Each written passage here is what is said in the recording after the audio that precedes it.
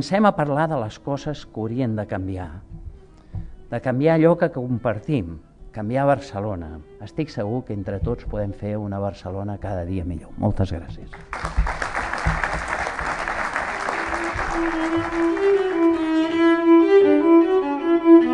Veureu que en el llibre han escrit persones que són antropòlegs, dissenyadors, arquitectes, músics, etc. Jo crec que aquest és un dels grans valors d'aquesta aportació, que és una visió des de molts punts de vista sobre la nostra realitat.